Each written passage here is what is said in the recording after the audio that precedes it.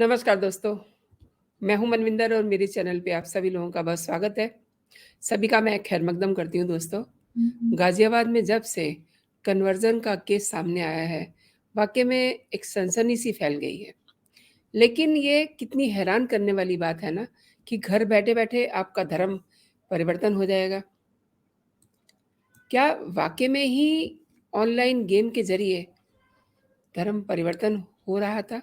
ये भी एक सवाल है और सवाल ये भी है कि आरोपी ऐसा क्यों कर रहे थे? शाहनवाज़ के पास इस सब चीज़ की डिटेलिंग है और वही इसका मास्टरमाइंड है और मास्टरमाइंड शाहनवाज़ पुलिस के हाथे चढ़ चुका है और पुलिस उसको कल सुबह मुंबई से दिल्ली लेके आ रही है। मैं आपको बता दूँ कि पिछले दिनों कुछ ऐसे कांड हुए हैं उत्तर प्रदेश में, जिसमें आप एक लाइन में ये कह सकते हैं कि पुलिस की कस्टडी में ही किसी ने किसी को गोली मार दी।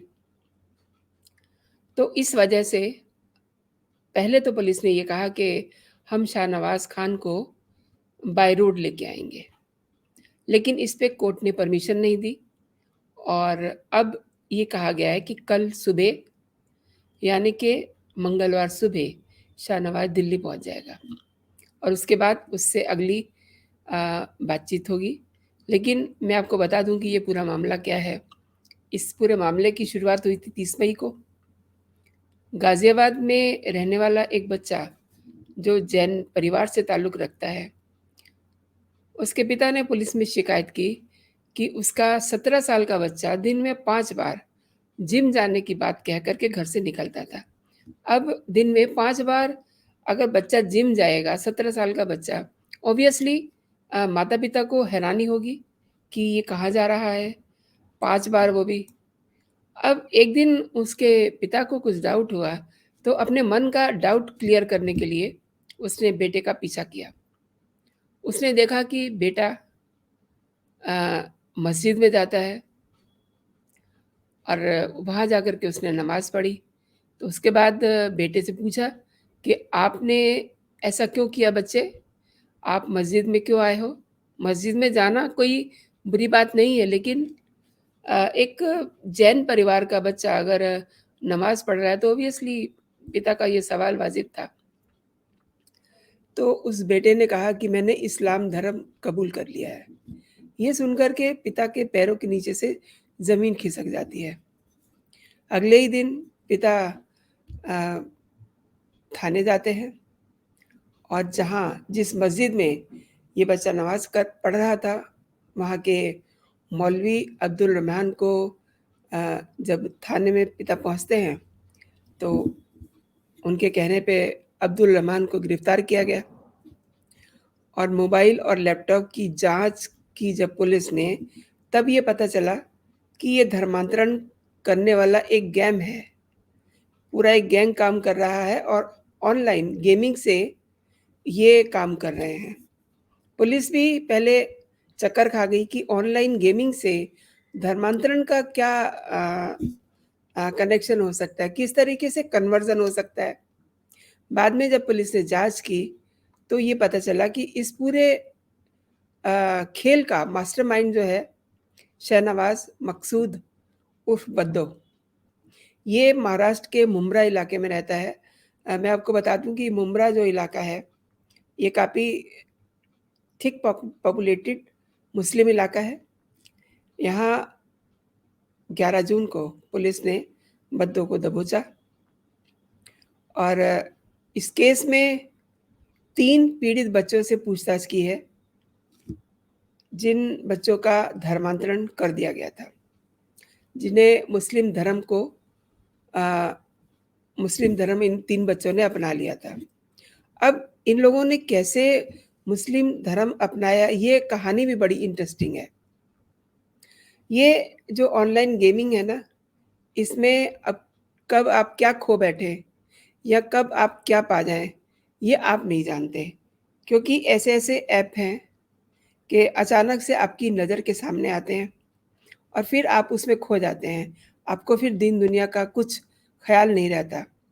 तो ये जो 3 बच्चे हैं जिनसे पूछताछ की गई, उनमें बच्चों ने ये बताया कि पहले स्टेप में एक ऐसा गैंग एक्टिव था, जो अन्य धर्मों के नाम से आईडी बना करके मोबाइल कंप्यूटर पर फोर्टनाइट ऐप से गेम खेलता था।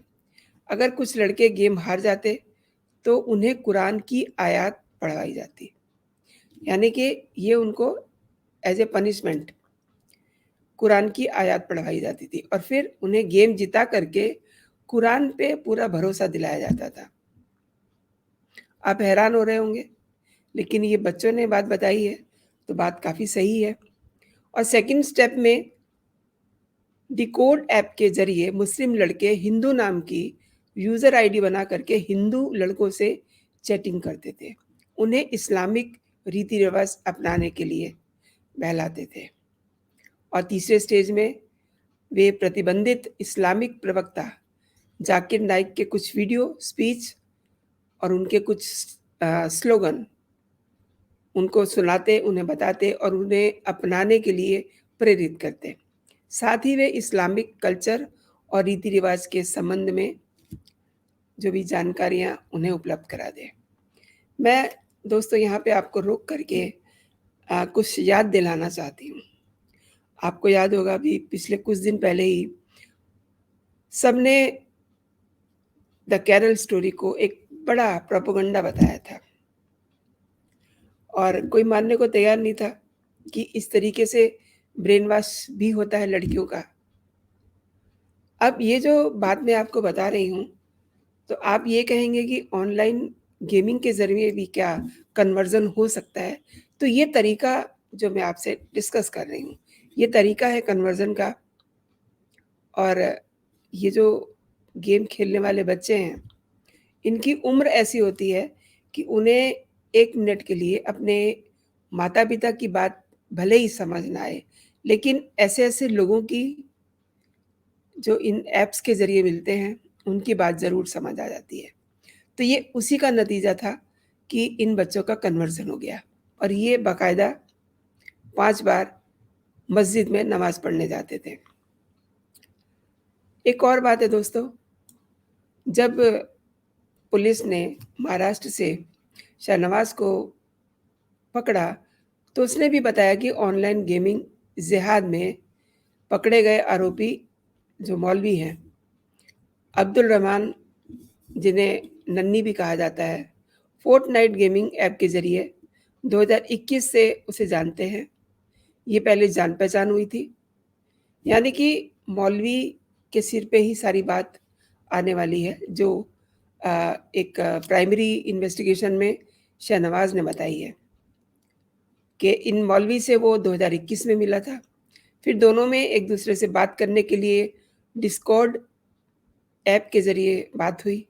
इसके बाद दोनों ने फ़ोन पर भी बातचीत शुरू की और इसके बाद दोनों ने फोर्टनाइट पर गेम खेलना बंद कर दिया और 2021 के दिसंबर में दोनों वैलोरेंट गेम के ज़रिए फिर से गेम खेलने लगे और गेम खेलते-खेलते आइस बॉक्स के टारगेट पे पहुँचे। यहीं पर पहली बार कन्वर्ज़न को लेके उनमें बात होती है। देखिए, हमारे हाथ में मोबाइल है, तो चीज़ें कैसे क्या हो सकती हैं, समझने की बात है। शाहनवाज़ की गिरफ्तारी गेमिंग जिहाद केस में अ, पुलिस ने कर ली है। कल सुबह यानी कि मंगलवार को सुबह उसको दिल्ली लाया जा रहा है और उससे अगली बातचीत होगी। लेकिन दोस्तों, इससे पहले बहुत सारे सवाल हैं कि बच्चों को मोबाइल ना दिया जाए क्या? 2021 की बात हो रही है, तो ये वो दौर है जब पैंडेमिक से पूरी दुनिया गुज़र रही थी। उस समय अधिकांश लोग मोबाइल पे जुड़े रहते थे, मोबाइल में अपनी खुशियाँ ढूँढते थे, तो ये उसी दौर की बात है। और ये जो पकड़ में मामला आया है, ये गाज़ियाबाद से पकड़ा गया है।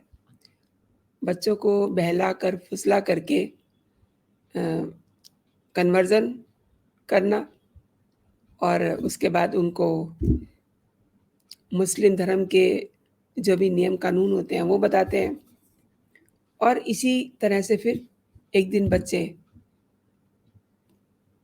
मस्जिद में जाते हैं और 5 बार की नमाज़ पढ़ते हैं। अच्छा, कई चीज़ें इस पूरे मामले में बहुत हैरान करने वाली हैं कि माता-पिता को इसके बारे में कोई जानकारी नहीं होती। वो देख रहे होते हैं कि हमारा बच्चा शायद पढ़ रहा है या अपने कोई काम की चीज़ देख रहा है। अब 15-16 साल का बच्चा, चूँकि पैंडेमिक के बाद बहुत कुछ बच्चे मोबाइल के ज़रिए अपनी पढ़ाई भी कर रहे थे।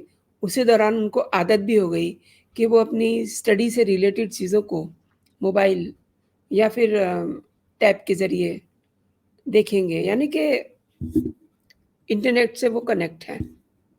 ये अब ज़रूरी नहीं है कि आप मोबाइल पे ही देखें, आप लैपटॉप पे देख सकते हैं, आप सिस्टम पे देख सकते हैं, आप टैबलेट पे देख सकते हैं।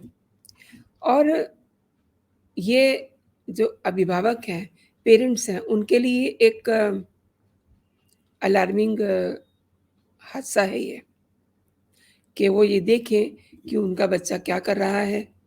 अब ये जो जैन परिवार है, इन्हें अचानक से ये लगा कि इनका बच्चा दिन में 5 बार जिम जाता है। अब इस उम्र में बच्चा 1 बार जिम जाएगा, समझ में आता है। चलो सुबह गया तो शाम को भी जा सकता है, लेकिन अगर वो 5 बार जा रहा है जिम, तो माता-पिता को फ़िक्र हुआ, उन्होंने उसको फ़ॉलो किया और पाँचों बार वो मस्जिद में पहुँचता है। छिप के देखा गया तो पता चला कि वो वहाँ पे नमाज़ पढ़ रहा है, नमाज़ अदा कर रहा है। उसके बाद ही ये मौलवी जो है पुलिस की पकड़ में आया और मौलवी ने जो कुछ बताया उसके बाद शाहनवाज़ पे पुलिस ने उसको पकड़ा। उसको पकड़े जाने की भी कहानी जो है बड़ी इंटरेस्टिंग है। उसे भी पता चल गया था कि अब वो पुलिस के हत्थे चढ़ने वाला है। वो मुंब्रा से सीधा अलीबाग चला गया और उसने अपना मोबाइल वहीं छोड़ दिया। उसके बाद जैसे ही उसने अलीबाग में अपना मोबाइल ऑन किया, तो पुलिस की पकड़ में वो आ गया। अलीबाग एक कहिए कि बड़ा सेफ इलाका रहता है। वहाँ पर ज़्यादातर जो क्रिमिनल्स होते हैं, वो आराम करने के लिए पहुँच जाते हैं क्योंकि पुलिस वहाँ तक नहीं पहुँच पाती, ऐसा उन्हें लगता है। लेकिन ये पुलिस वहाँ पहुँच गई और उन्होंने शाहनवाज़ को वहाँ से पकड़ लिया। अब आज पूरा दिन इस बात में लग गया कि शाहनवाज़ को बाय रोड लाना है। पुलिस ने ये दरख़्वास्त की, यूपी पुलिस ने। अब चूँकि पिछले दिनों काफ़ी सारे ऐसे केसेज़ हुए, अतीक अहमद की पुलिस के सामने ही हत्या हो गई। एक और केस कोर्ट में ऐसा हो गया, तो कोर्ट ने ये कहा कि आप इनको बाय रोड नहीं लेके जाएँगे।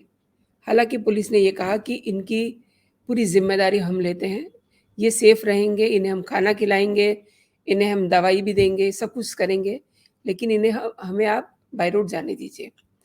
कोर्ट ने इस पे मनाही कर दी। अब फाइनली शाहनवाज़ को बाय एयर लेके आया जा रहा है। सुबह की पहली फ्लाइट से वो आएँगे और फिर उसके बाद काफ़ी सारे सवाल उनका इंतज़ार कर रहे हैं, उनसे पूछे जाएँगे।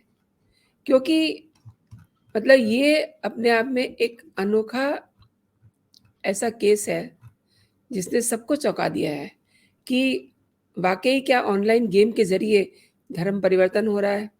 आरोपी ऐसा क्यों कर रहे हैं? शाहनवाज़ के भी ऊपर कौन है? अच्छा, जो मौलवी हैं, मौलवी के ऊपर कौन है? तो इसका जो मेन जो मास्टरमाइंड है, वो कौन है? ये पता लगाने की कोशिश करेगी पुलिस। तो दोस्तों, अभी के लिए इतना ही।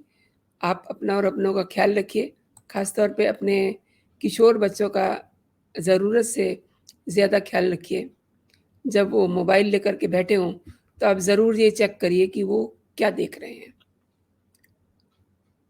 खुश रहिए, स्वस्थ रहिए। आपने ये वीडियो देखा है, अगर आपको पसंद आया तो इसे आप लाइक भी कीजिए।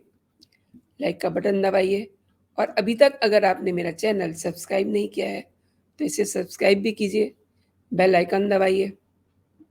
जय हिंद, जय भारत।